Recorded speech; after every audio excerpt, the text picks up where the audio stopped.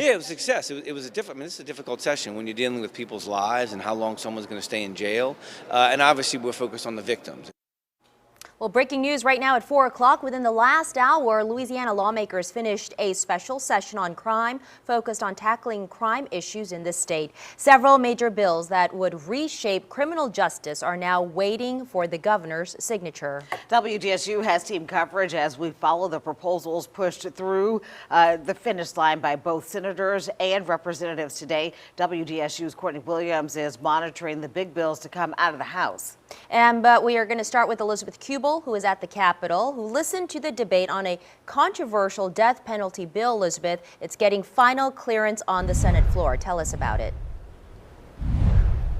Yes, and Sella, I should also mention that right now the Capitol is pretty quiet, much quieter than it was earlier today when a lot of eyes were on that death penalty bill that you all mentioned. Even the governor at one point sat in the Senate gallery and listened in to the debate as the majority of senators gave their final stamp of approval on that bill, House Bill 6, a death penalty bill. As I mentioned, it already had House approval, but in a 24-15 vote, senators also cleared the bill. It was put forward by a Hammond representative, and what it does is expand execution methods, allowing the electric chair when carrying out an execution in Louisiana, and adds the newest technique of oxygen deprivation using nitrogen gas. The bill also calls for information about the people or the business providing execution drugs to be kept confidential. It was the subject of passionate debate on the Senate floor this morning. Through our proposed legislation, we intend to keep our word to the victims of these awful crimes and deliver the swift and certain justice that they were promised so long ago. I think the death penalty is one of the biggest stains on us as a society. And to continue to revive and expand it, I think only brings us in the wrong direction. And it is also worth pointing out as well that this vote was not won down party lines. Senator Patrick Connick told me that he voted no on this because he reverted back to his Catholic faith, telling me that he is pro-life. Reporting live in Baton Rouge, I'm Elizabeth Kubel, WDSU News.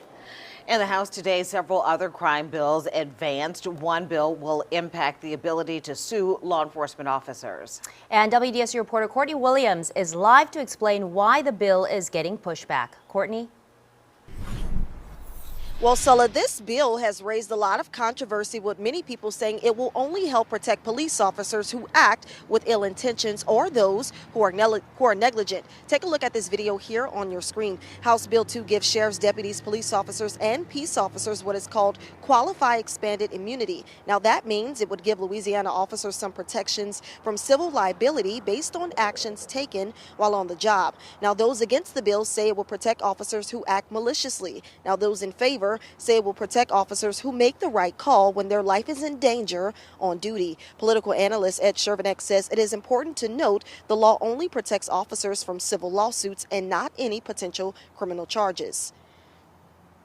They would be immune from any civil trial, in other words, so that they would not be held responsible in a court of law and have to provide compensation or damages for their actions. And so this is just to kind of move away from punishing police officers and to more giving them the benefit of the doubt.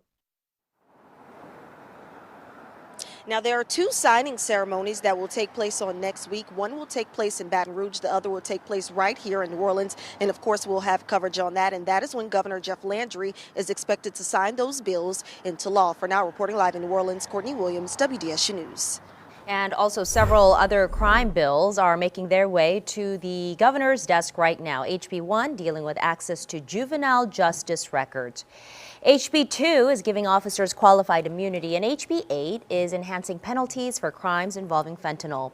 Then SB 3, which would make 17-year-olds adults under state law.